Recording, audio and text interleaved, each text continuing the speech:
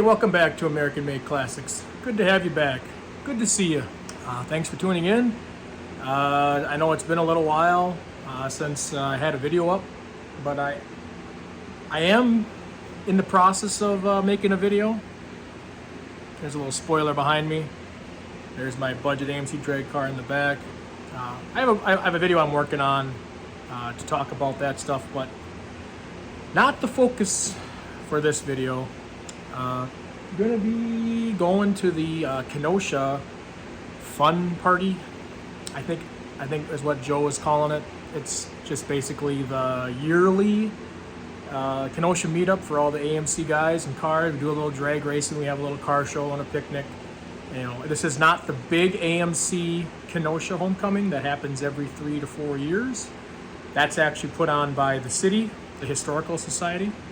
And this one's put on by just a local Kenosha guy, you know, basically to kind of fill the gap of when Kenosha actually has their event, and then he has this event to, you know, fill the void, per se. But anyway, I obviously don't have my drag car ready for anything at all.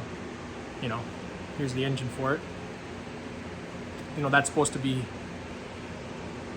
in there if we were gonna be, well, drag racing. So obviously we're not gonna be drag racing that. We're gonna bring the old trusty Hornet, and it's not broken, but it already has an issue. So we'll go over that in a second, and we'll get this video started, and I think it's gonna be a fun event. Come along. I have no idea what's gonna happen. Basically just gonna film as we go here, and we'll see how it happens here. We'll see the nice smiling faces and the cool cars, and maybe we can run a cool pass. Maybe we can win some money. Probably not. Maybe we can win a trophy. Probably not. We're just gonna have some fun.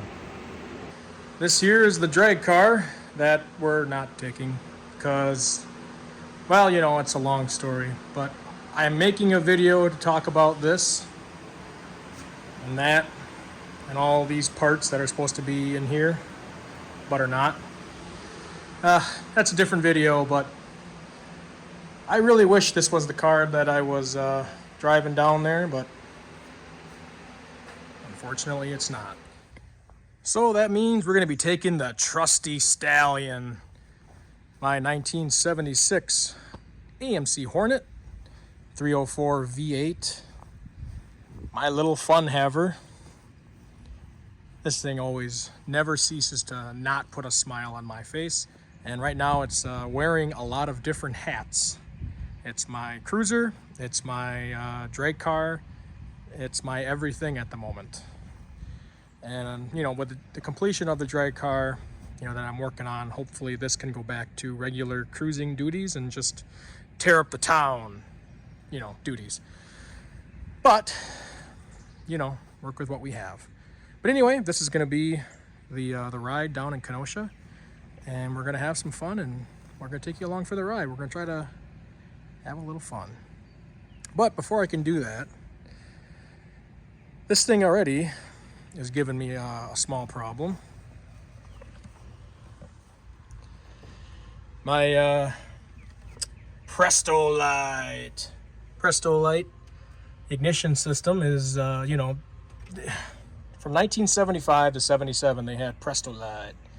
That was the worst idea AMC probably ever had. Mine is leaking. There's literally a pool of black goo that is leaking out of my brain box, ignition brain box. So that's great. I'm glad I noticed that. You know, these things were just a common problem. It's either the plastic distributor will crack and break. Surprisingly, mine hasn't broke yet. Or your electronic brain box will give out. It looks like mine is probably pretty close to doing that. So I'm glad I caught that. I did manage to order a new one before we're going to leave here, so I'm probably going to put the new one in, and yes, that one still works. I'll probably just keep that one as a spare, so hopefully we don't need it, but I'm going to put the new one in right away. All right, so we got the Hornet all taken care of yesterday. Got the new ignition module put in, got her washed and cleaned up, loaded up on the trailer, everything else loaded up, and ready for a nice little couple days of AMC Party, AMC Fun. So here we go, Kenosha bound.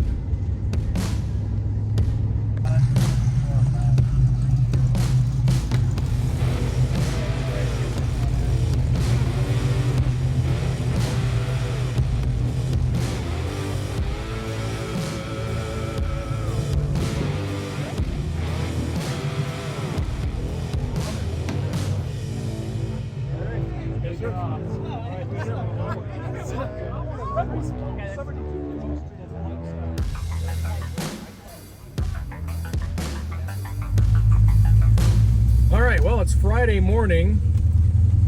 Came to the track to pick up the Hornet racetrack here at Great Lakes Dragaway is where I'm keeping my car, my truck, and my trailer. Took one good look at the hotel where we were staying yesterday. I looked around and said, yeah, I don't think I'm leaving my stuff here. So, called the track, asked them if they'd be okay with, well, not necessarily looking after my cars, but just, you know, can I leave my stuff there for, you know, a couple days? And they were really nice about it and said, yeah, no problem. So I obviously greatly appreciate that. And just unfortunately for me, I have to every day come and grab my car, my supplies, and so forth. But again, I'm not going to complain.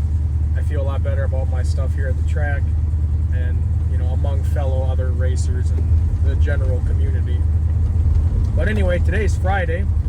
Yesterday we had a really nice cookout, picnic, basically like a cruise-in at one of the local parks in Kenosha. Very nice venue, good food, good people, good catching up with everybody, good cars, of course.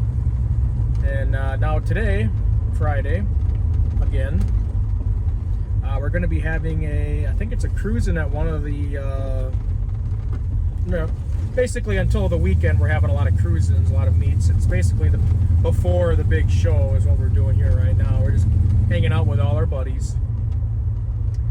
We're going to have a couple of cruise-ins again, and then I think at the Kenosha History Center tonight we're going to have some stuff there as well. So, but I got a little time right now. I think it's like, I don't know, 10 o'clock. I don't have a clock in here, but I believe the cruising starts at 11.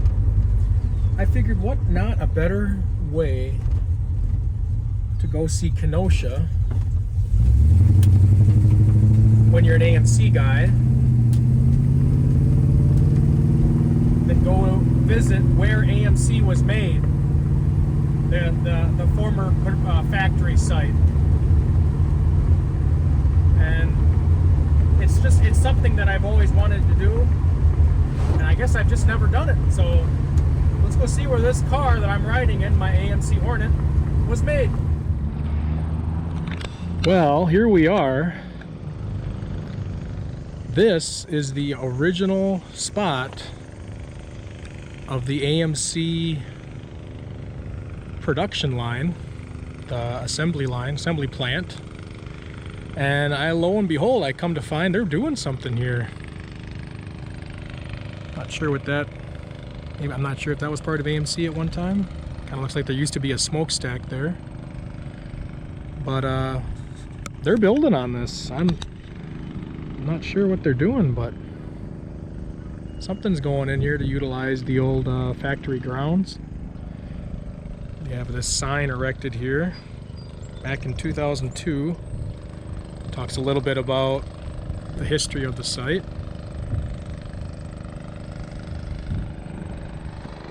But yeah, I'm not quite sure what they're doing, but I believe this to be the original main entrance of the plant. Right here, 24th and 56th. I mean, I don't know that. I'm just kind of guessing based off of the historical aerials I looked at. But quite an interesting site, and especially now that I see that something's going in here. But anyway, probably gotta make this short and sweet, get out of here as fast as I can. But this is where my Hornet was made, and many others of cars in my collection. Kind of a bittersweet moment. Well, probably should get out of here before neutral safety switch. Probably should get out of here before people call the cops. All right, next place on the agenda for the Kenosha festivities is the cruising at 1175 Sports Park or something. It's about 20 miles here from the plant, I guess. So let's see what that's about. Well, it looks like we found the place. Bunch of AMC's coming in.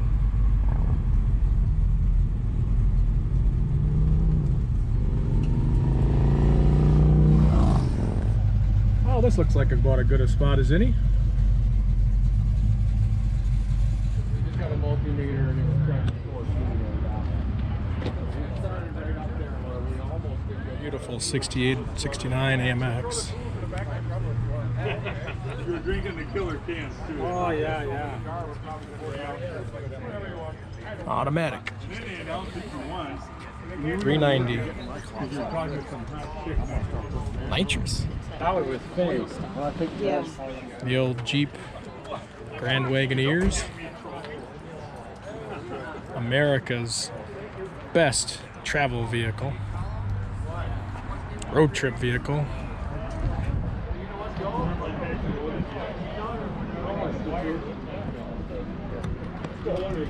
So I believe this horn center, if this would have been original, this would have said Jeep with the AMC logo. Not that we're being picky, but still a very nice addition. Beautiful car. And that steering wheel over there would be more of the 80s. This is a post 85 car, or post 84. You can tell because of the digital radio. Yeah, definitely an 80s Jeep here, post 84. And if you look over on this one here, this one has an AM/FM CB radio. So this one's probably, it's either early 80s or late 70s, this one here. I'm gonna guess early 80s. If I had to guess, 83. Come up on the Javelin. Very easy to spot this one. This would be a 70. Has that 1 year only front grille, front assembly, front end. And you can tell because it has a 360 in it. First year for the 360 was 1970. Also with the vinyl roof. You can also tell by the steering wheel here. Screaming at me, 1970.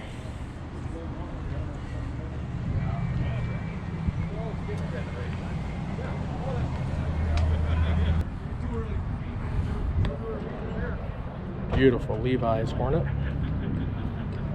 So this would be a 73 or 74 based on the front end here, on the front grille. I believe it is a 73. 258. Levi's edition. So the seats will be made of the Levi's fabric.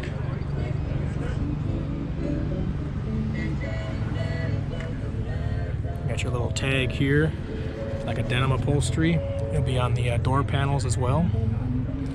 All blue interior, automatic. You can see the automatic has that skinny shifter on it. That would have been like from 72 to about 76. Terry McMahon. Morning. The owner of that beautiful Levi's Hornet X. Is it an X? It is an X. That's an X. Tell us about your Hornet there, Terry.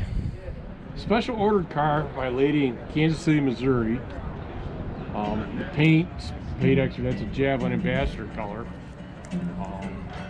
In-dash tack, vinyl, retractable antenna.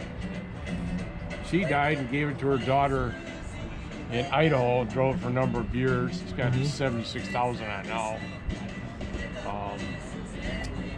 Sold it to an AMC guy, restored it about 9-10 years ago. And it presents very well. Yes, presents well. The wheels, That's kind of what really sets it off, but they're off a 69 AMX. Yep. And I love them better on this car with the bigger stance tire. Just kind of makes the car look great. So. Oh yeah, that's beautiful. So the white Landau top, factory, right? Yep. And that also makes the car. The stripe down the side. That's the X baggage. Yep. Very nice, Terry. Thank you very much. Probably one of my most favorite Hornets out of all of them. I can't think of another one that I like as much as yours. Everything is the way it should be. So nice job. Thank you.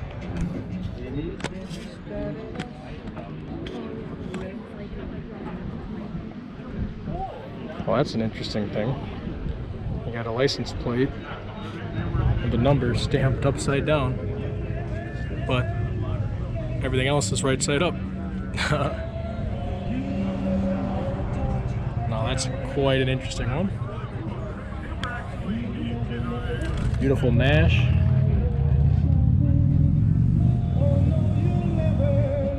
This would be prior to the AMC merger, being a 52.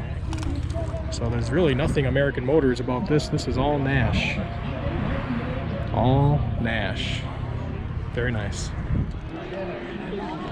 The 1970 Rebel machine.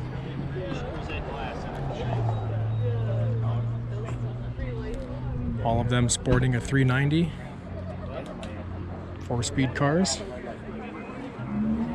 There's your 4-speed. I'll say the machine over there on the glove box. Rebel up there. And don't forget the hood scoop tack right there.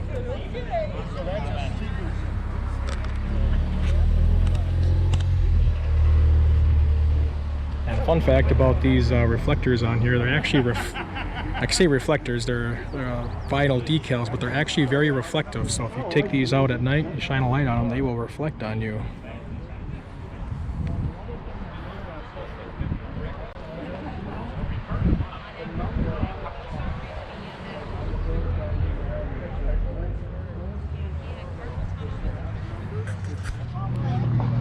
So here we have a Marlin. Based on the classic, started in 1965. Optional 327 V8. And this one's backed with a 4-speed. So if I asked you to tell me what year this car was, you can tell by looking back here. It's got the fish on the trunk, and it says Rambler here.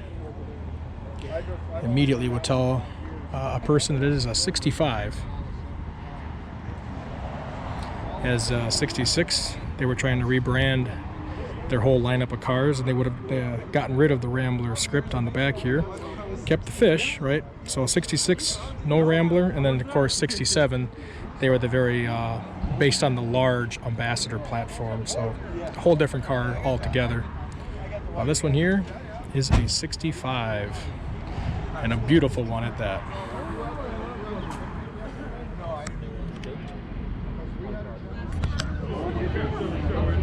(1978) AMX, based off of the Concorde. So they ended production of the AMX officially in 1970 and put it on the Javelin as a package in 71. That went through 74, and then in 77 they brought back the AMX name and put it on a package again on the Hornet, and this year being a 78 they put it on the Concorde.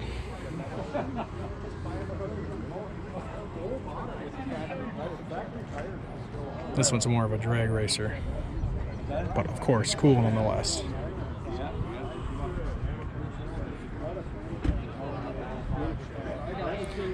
And then in 1979, they put the AMX package on the Spirit, and here's your example of a Spirit AMX.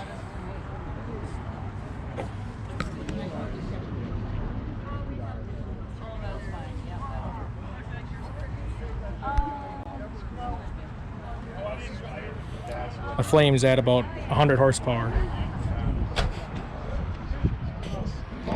Here we have a Gremlin. You don't race. Can somebody tell me what year this Gremlin is? There are some dead giveaways. We can narrow it down to about 2 years. Take a look. Here's your hint. Got these slots here in the body, up here. Right? If you look at the front grille. It's been a while since I got a drunken call on a pontoon. Because it's got a V8 in it. We can see if the V8 is factory. It is not. This would have been a 232 car, I believe.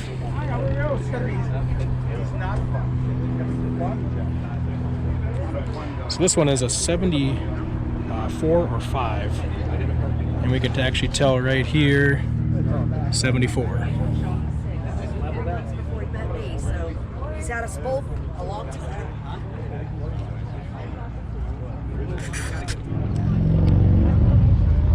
Love the color matched bumpers on this AMX. Nice touch of custom. 4-speed car. good trip and everything. Ooh. Of course, we have the STR11 Cross Ram intake. 2 4-barrel carburetors. I bet you this thing is a lot of fun. That someday maybe I can be a part of, but we will see.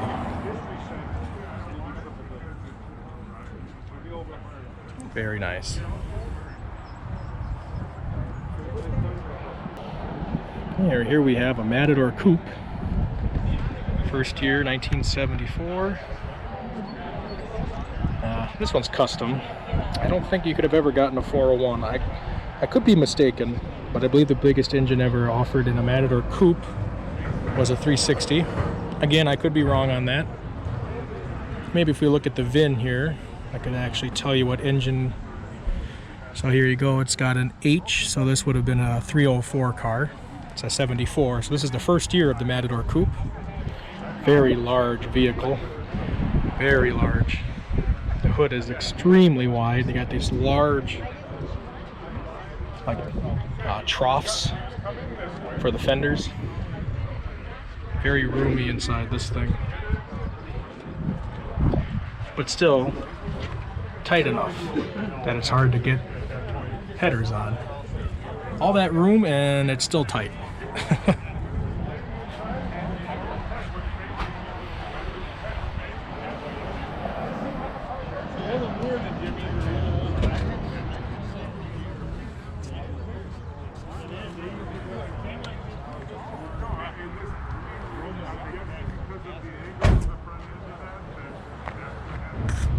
So the Matador platform came out in '71, and they were based on like the Ambassador or the Rebel. Actually, the Matador, I believe, replaced the Rebel line in the lineup, and they were the big car. You know, they kind of were your normal boxy, where they go up here. You know, your normal box of the era. And then in '74, you know, AMC trying to be different again and do their normal quirky stuff. Hey, let's take our Matador platform and let's make a completely redesigned car, but call it the Matador. But we're gonna call it the Matador Coupe. So that's what this is. Oh, and don't forget, so while they still had the Matador Coupe, they still had the other Matador, which was your normal boxy grandpa, go to church and hit the bingo hall on the way home type car. So, you know, in my opinion, it was kind of a weird, you know, branding effort to have the two different styles of cars with the same name. But I mean, again, that's what gave AMC its quirky, you know, heritage. And this is a very beautiful example of a '74 Matador Coupe.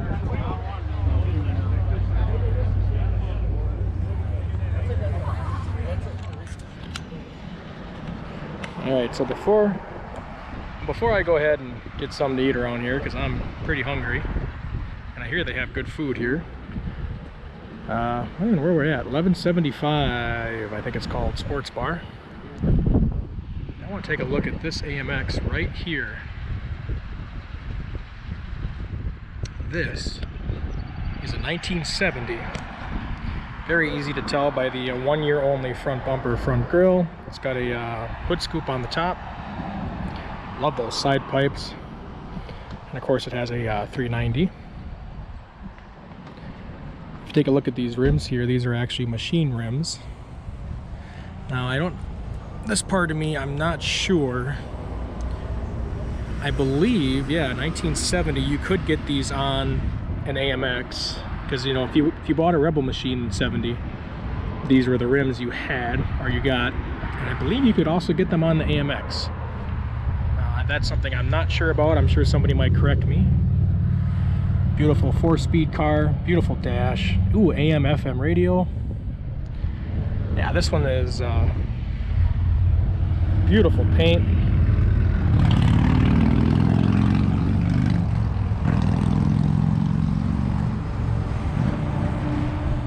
This one is a very much attention grabber. Grabs your attention from very far away. And much deserving of it too. I could stare at this all day.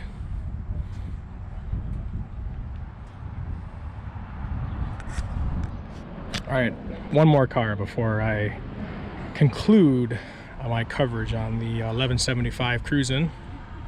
We're gonna take a look at this beautiful Pacer with the blue moccasin seat interior. Yep, very easily a 75 based on that steering wheel. 75 or 6, I would estimate here. It is a DL. So usually DLs had air conditioning, and this one does have air conditioning. Nice, very nice Pacer. Got a State Farm vibe. I believe that the backstory on this car is I believe it actually was a promotional vehicle for State Farm.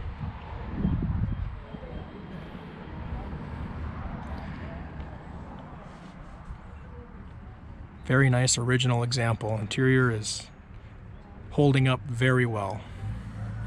They got a nice towel on the seat. Keep her that way. And I can't forget this, a very rare option for the Pacers. A vinyl roof with a luggage rack. A luggage rack. You do not see this very often. They had a split here, and you got your rare trim for the vinyl roof that would come down here. These little trim pieces, not very easy to find because not many Pacers had vinyl roofs, and not many Pacers had luggage racks either. Not only that, not many Pacers had rear window wiper either. Well, they had rear windows, but rear window wipers. Hey, here we go. There's a little story on a whole bunch of Pacers that looks like from back in the day. Wisconsin agents do something a little different for the bicentennial. So this one would probably be a 76. Yep, there it is, right there. 12 State Farm agents from Wisconsin purchased identical Pacers with custom paint and trim. Each car had unique door paint with the agent's name. Yep, interesting, yep, about the Pacer. This platform was supposed to have a GM Wankel rotary engine, but of course AMC didn't design, you know, just in case, you know, they GM would not, you know, produce that engine, which ended up happening. GM canceled that engine and they did not produce it, so AMC was unfortunately stuck with the Pacer. And there's a whole documentary on YouTube you can watch about that. It's called The Unfortunate History of the AMC Pacer. I definitely recommend looking at that, as very, very, very detailed, and the guy behind it did a very nice job. But this here is also a very nice example of an original Pacer, and apparently this one is Joe Werwee. So whoever Joe Werwee was, he probably sold a lot of real estate driving around his Pacer. Beautiful car, absolutely gorgeous. And the VIN confirms that it is indeed a 76 automatic on the column C, so probably 258. Beautiful. So I can't get my camera to orientate right on my crappy window mount. But anyway, we are on our way to the next destination after the fabulous cruising at the 1175 Sports Pub, I believe is what it was called. I believe we're going over to the Kenosha History Center, and we're going to have another cruise-in type of meeting there. So, here we go. Having some fun. I've opened the cutouts on my Hornet a couple times, talked to many great people, all the normal riffraff. It's a classic AMC show, talking to all the normal riffraff in the hobby. Makes it fun.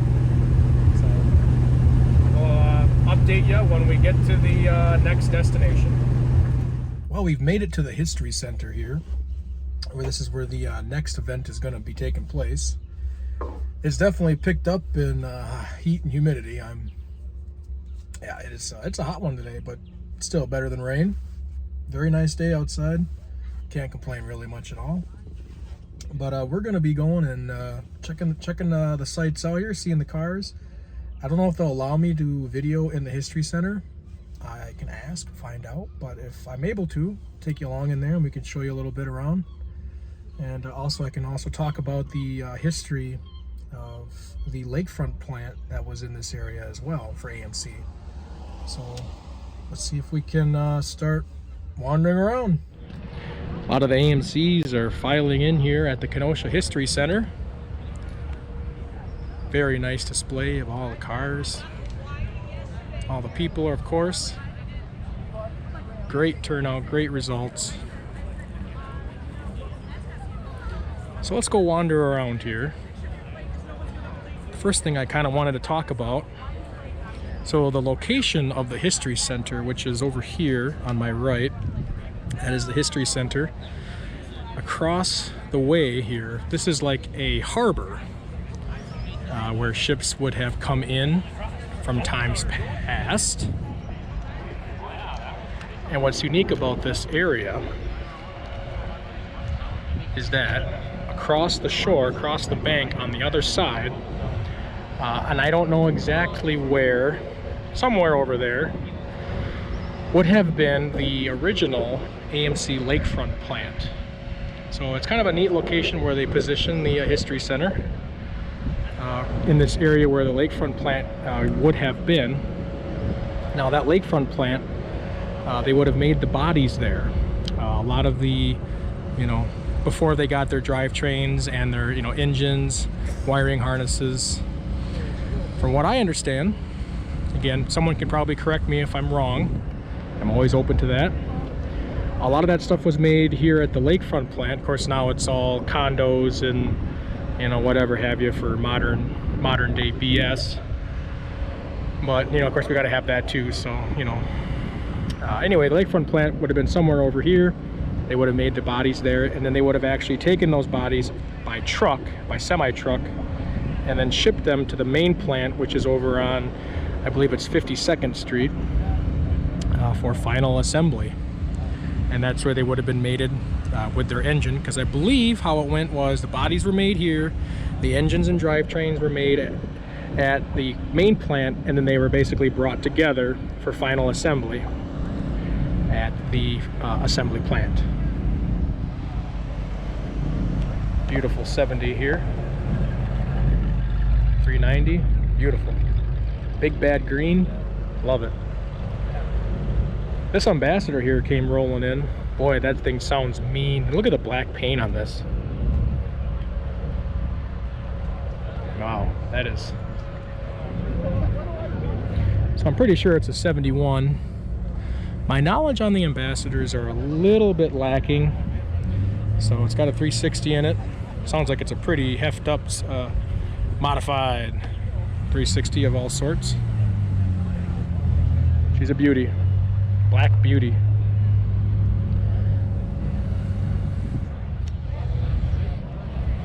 So moving over here, so we saw that 65 Marlin earlier, and here is an actual 67 Marlin.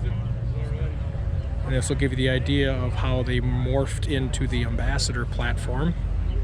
You know, basically it's an Ambassador from here back to here. Just, you know, they kind of got the slope of the roof. You know, got that beautiful fastback action going on to make it a Marlin. This one here, beautiful car. Automatic on the column, bucket seats, center console. Beautiful car. Not that I'm being picky, but that is not the right 343 badge, but still a beautiful, gorgeous car. Well done. Well done. We got some off-brand cars here that somehow showed up. Beautiful 69 Scrambler.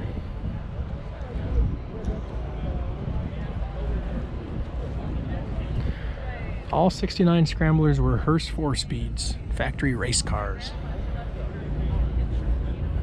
Air scoop. Hood pins, those are factory. My opinion is this one particular car, I know with this license plate in particular, I know this one is a very, very well done. I know this thing has won a lot of awards.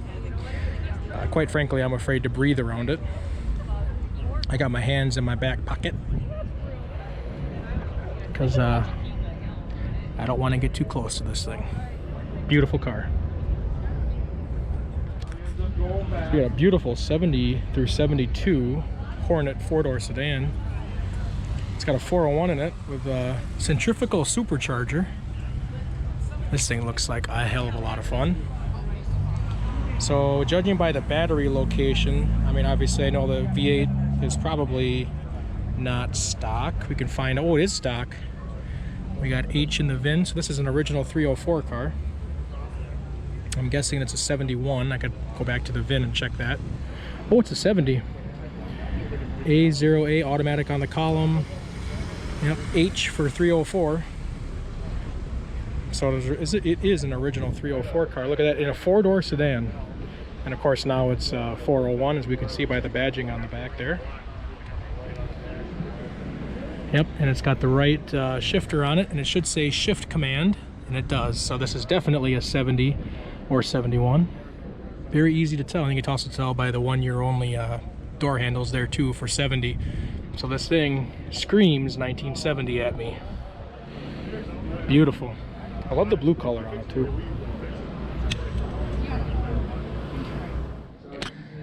All right, so we're inside the Kenosha History Center, and if you've never been here before, I mean, you gotta come. You gotta come, gotta give it a shot, take a look around. Very well done, very well, you know, put together, very organized, very well run organization here. Not gonna necessarily go through everything in detail, but I'll just kind of do a little walk around of some of the exhibits and things that are in here as an idea for you. So I will just kind of walk around. I'm not going to say very much. I might point out a few things maybe here and there, but just kind of give a little walkthrough of the History Center here in Kenosha.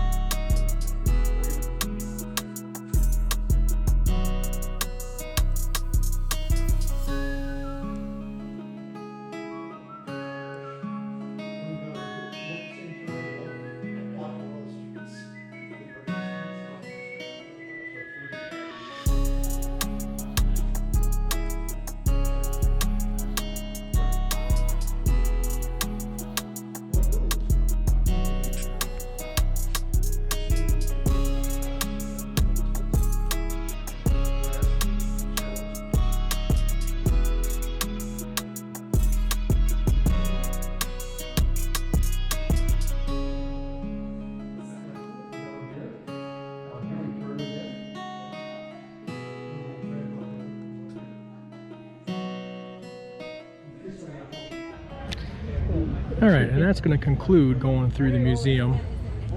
Like I said, very recommended. Check that out sometime. Then just my little small walkthrough, you know, very fast paced. So check it out. You won't be disappointed. All right, well, it is Saturday.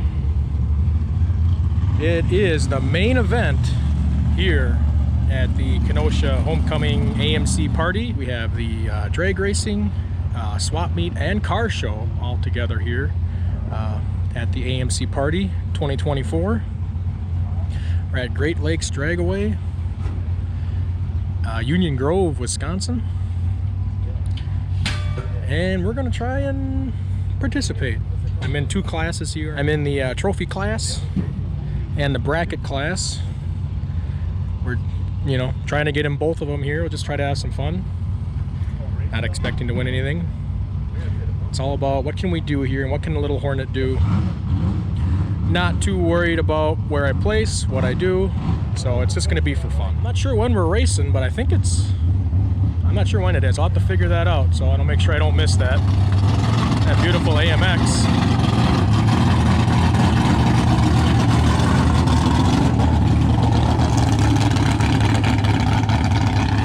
Yep, that one's a little more stout than my Hornet, but that's all right. So we're actually going to be racing with the Mopar guys. The Mopar guys actually put this show on every year, and then the AMC people have now, just as of lately, have been kind of coming in and kind of turning it into a Mopar versus AMC festival. But that's all right. We'll see what we can do and see if we can show them what the AMC power can do as well. All right, it is race time. We're just doing a test and tune right now. Just gonna see what the Hornet is gonna start running. Get a time to at least be able to try to dial in. It's really hot. So the time could change for like whatever I dial in. Just gonna at least make a couple shakedown passes, and again, you know, we're not in this for the money, we're just in this for some fun. So try to get an idea of what the car is gonna run.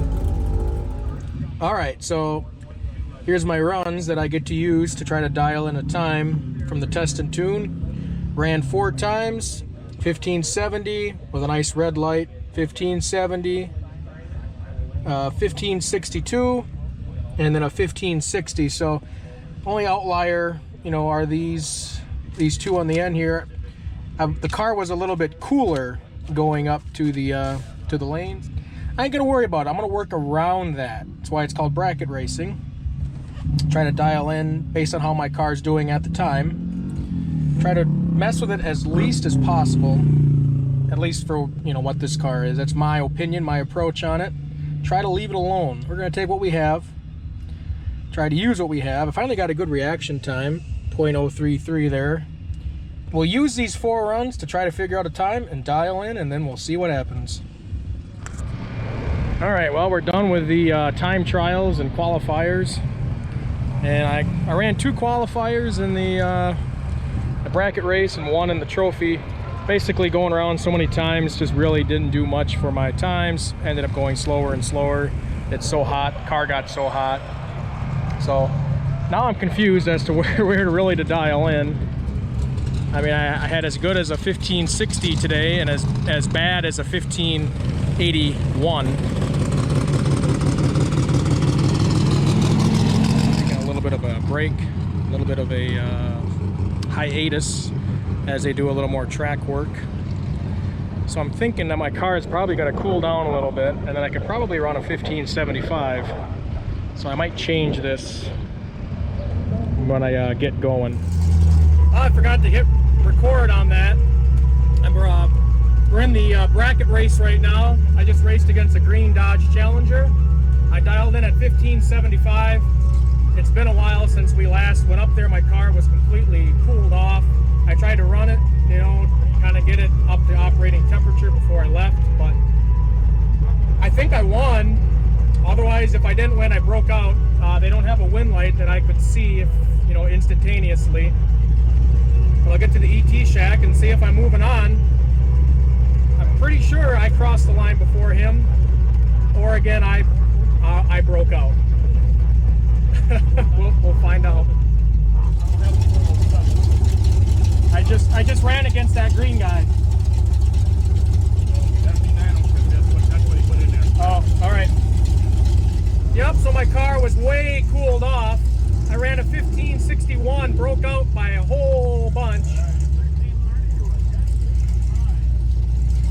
So I think I'm out of the bracket race. Now I'm gonna try to go back into the trophy side and turn my car out and dial my number down a little bit.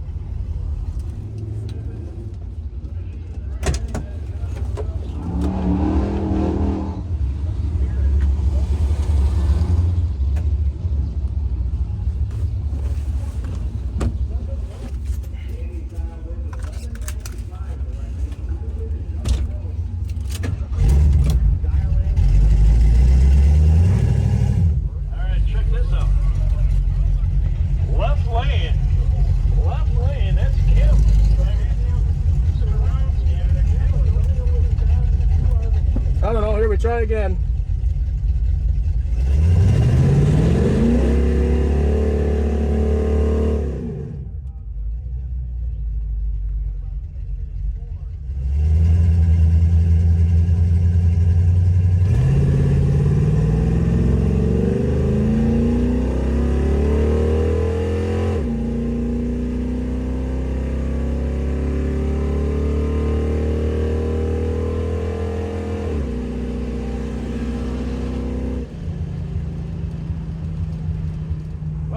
Pretty close. I don't know what I ran. He was right next to me. Yep. Well, unfortunately here at the drag strip, got knocked out of both of them that I was in. The bracket and the trophy. Yeah, it kind of sucks. I guess that's just the way it is. It is the way that it goes. So, that first one I went up there and I broke out so bad. I thought I was being a little conservative at 1575 dial. I had a .092 reaction time. Then I go and get a 1561. Go back up for the trophy race. All right, I'll dial my thing in at 1560 because I just ran a 1561. And I go a 1567 because my car is now just that much more warmer. And I guess it really doesn't matter because the guy I ran against, he ran a 1265. His dial was a 1265, so there ain't much beating that. So it is what it is. I had a little fun. My wallet's a little more empty, but my spirits are high. I'll go cheer on my friends and keep having a good time. I might crack a cold one. So with that one, guys, thank you so much for watching. Appreciate you following along. I tried something new on this one by doing the walk around with the cars and talking a little bit about them. Not a whole lot of drag racing action in this, but just trying something new. So anyway, appreciate you guys very much, and see you guys next time.